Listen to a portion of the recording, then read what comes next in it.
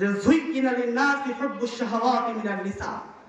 আমি আল্লাহ পৃথিবীতে প্রত্যেকটা মানুষ, হিন্দু, বৌদ্ধ, খ্রিস্টান, যাযাবর, যারা আফ্রিকার গহীন জঙ্গলে বসবাস করে, যাদের সাথে বিশ্ব সভ্যতার কোনো কিছু মিল নেই, যারা বিশ্ব সভ্যতা সম্পর্কে কিছুই জানে না, তাদেরকে উদ্দেশ্য করে আল্লাহ বলছেন যুইকিনা লিন-নাসি হুব্বুশ শাহাওয়াত।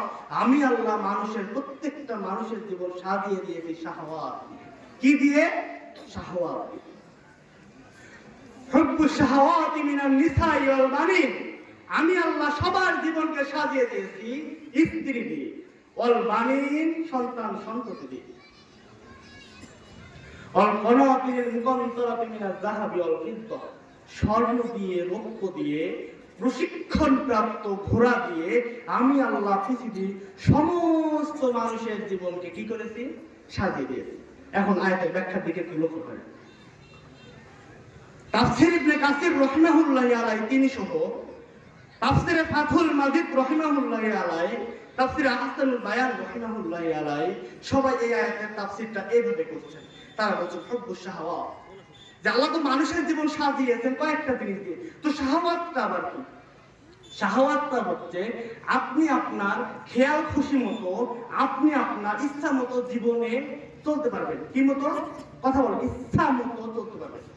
যে আপনি যদি সালাত আদায় না করেন তো আল্লাহ আপনাকে মাটির সাথে তলিয়ে দিবেন। এই তুই নামাজ পড়লি না, তোমাকে মাটির সাথে তুলিয়ে দিলাম, সাথে সাথে দিবেন। আপনি টাকনুর নিচে প্যান্ট পরে ঘুরে বেড়াচ্ছেন, মানে টাকনুর নিচের অংশটা যাবে কোথায়?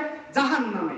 শুধু তাই নয়, টাকনুর নিচে প্যান্ট, লুঙ্গি, ট্রাউজার ঝুলিয়ে পড়ছেন, মানে কিয়ামতের মাঠে লা ইয়ানজুরুল্লাহ ইয়াওমাল কিয়ামা, কিয়ামতের মাঠে আল্লাহ আপনার দিকে রহমতের দৃষ্টি দিবেন না।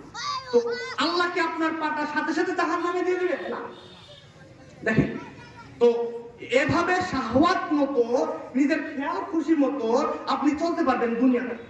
মিনান নিসাই, আপনাকে আল্লাহ জীবনটা সাজিয়ে দিয়েছেন স্ত্রী দিয়ে। এখন এখানে তাফসীরকারগণ বলছেন যে মহান আল্লাহ সুবহানাহু ওয়া তাআলা একটা নীতিকে ধ্বংস করেছেন। সেই নীতিটাকে বলা হয় বৈরাগ্যবাদ নীতি। বৈরাগী, বৈরাগী চেনেন? সাধু, সন্ন্যাসী, বৈরাগী। তো এটা দিয়ে আল্লাহ বুঝাচ্ছেন, ধরেন যে খ্রিস্টানের যারা ফাদার আছে, সিস্টার আছে, তারা বিয়ে করে না। হিন্দুদের ধরেন যে সাধু, সন্ন্যাসী বিয়ে করে না। তো এই আয়াতটা দিয়ে আল্লাহ এটা বুঝাচ্ছেন যে তারা যদি বিয়েই না করে তাহলে তো তাদের জীবনটা পরিপূর্ণ হবে না, কিছু গ্যাপ থাকবে। তো এই আয়াত দিয়ে বৈরাগ্যবাদ নীতিকে আল্লাহ মাটির সাথে ধূলিসাৎ করে দিয়েছেন। ওয়াল বানিন বহু বছর আল্লাহ ব্যবহার করেছেন সন্তান সন্ততি নেওয়া। বর্তমান যে আমরা বলি দুটি সন্তানের বেশি হয়, একটি হলে ভালো হয়। এই যে একটা প্রথা, এই যে একটা নীতি, এই নীতিকে আল্লাহ ধূলিসাৎ করে দিয়েছেন ওয়াল বানিন শব্দটা দিয়ে। বুঝাতে পারলাম? তার মানে বেশি বেশি করে সন্তান নিতে হবে। আল্লাহ সোনা দিয়ে, রূপা দিয়ে মানুষের জীবনটা সাজিয়ে দিয়েছেন। তো এই সামান্য সোনা, রূপা পেয়ে, সন্তান সন্ততি পেয়ে যদি আপনি আল্লাহকে ভুলে যান, আল্লাহর কসম করে বলছি এগুলাই কিয়ামতের মাঠে